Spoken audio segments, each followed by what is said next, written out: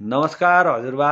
हजुर नमस्कार हजुरलाई। यहाँ नमस्कार। अर्को पनि हाम्रो हजुरबा हुनुहुन्छ र उहाँ हजुरबाबा चाहिँ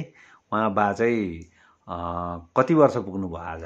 म 1991 को सालको मान्छे, अहिले 92 मा हिँड्दैछु। 1991 नेपाली 1991 साल, हजुर, अहिले म 92 मा हिँड्दैछु। 92 वर्ष पुग्नुभयो है। भनेपछि यता यो नेपालीको चाहिँ 1991 को हुनुहुँदो रहेछ। यता अर्को चाहिँ थाहा भयो तपाईँलाई कहिले? अर्को त अहिले 82 कस्तो चल्दै होला। नेपालको चाहिँ 82 चल्दैछ, यहाँको त तपाईँको 2025 चल्दैछ है। भनेपछि 92 वर्ष पुग्नुभयो है तपाईँ। ए, अनि खानाहरू खानुहुन्छ? खानाहरू खान्छु, तर सादा यसो नरम हजुर, त्यस्तो खानेछु अहिलेसम्म।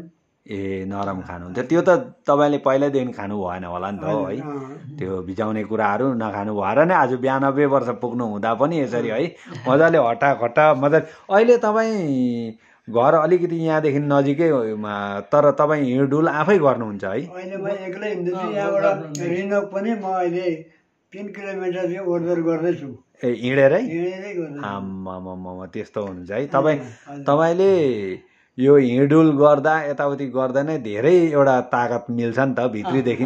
तपाईँहरूको पहिलाको पानी, उहिलेको पानी खानुभएको है? नानी उहिलेको पानी खाएको, कोदाको ढिँडो पनि खाएको, मकैको ढिँडो पनि खाएको।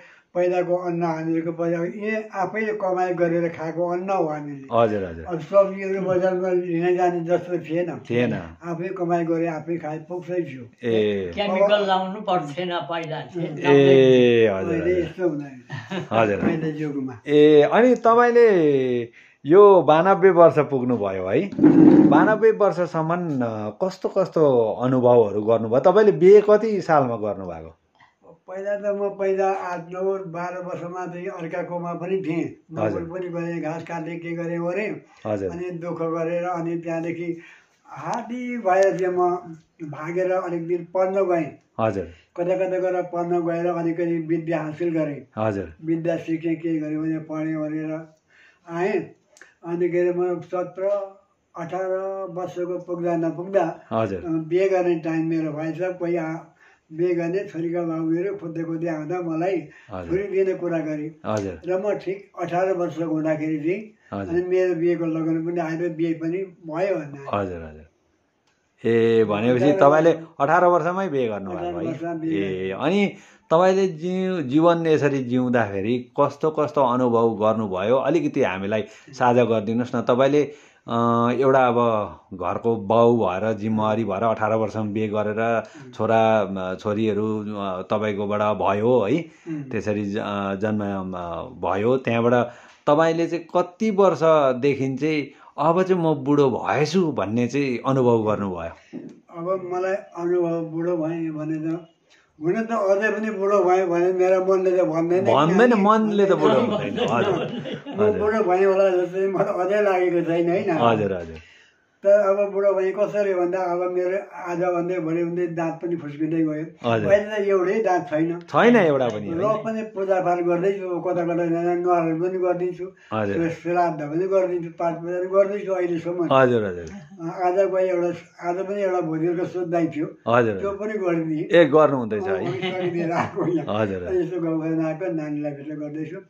अनुभव त त्यसो नै दुःख सुख गऱ्यो। तर 78, 79 देखि अलिक बुढो भयो कि जस्तो लाग्यो मलाई। 78, 79 देखि चाहिँ 78, 79 भनेपछि 80 को छेउछाउ पुग्दा चाहिँ।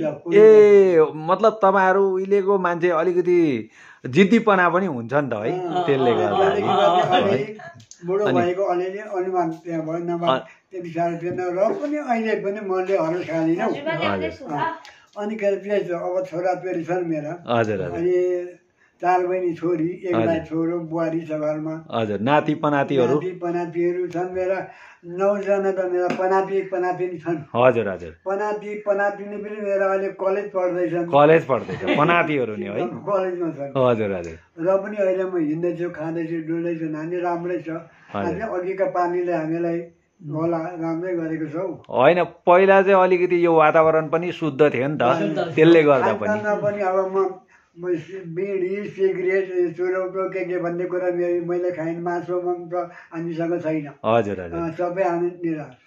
ए त्यसो अनि उहाँको है अझै दीर्घायुको कामना गर्दै उहाँलाई एकदमै धन्यवाद है। कतिवटा यस्तो राम्रो राम्रो कुराहरू हाम्रो आउने जेनेरेसनहरूलाई होइन उहाँले 92 वर्ष पुग्नु भएछ है। 92 वर्ष 92 है 92 पुग्नु भएछ उहाँले।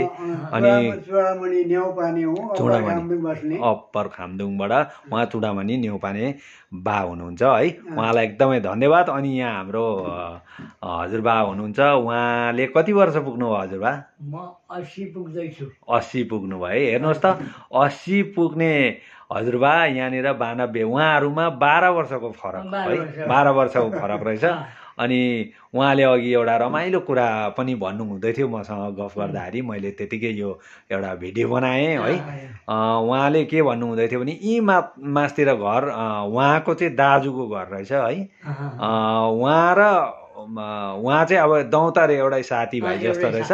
र वर्तमान चाहिँ हामी दुईजनाले सँगै गरेको हाम्रो यो हिन्दू परम्परा अनुसारले एउटा हाम्रो 10-11 वर्ष पुगेपछि हाम्रो एउटा जनाई लगाएर वर्तमान गरिन्छ।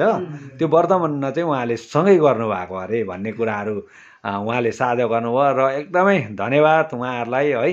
तपाईँहरूले यो हेर्नुहोस्, उहाँ उहिलेको बुढापाकाको हामीले कुराहरू धेरै सुन्नुपर्छ भन्ने कुराहरू तपाईँलाई राख्दै हुन्छ। धन्यवाद सबैजनालाई।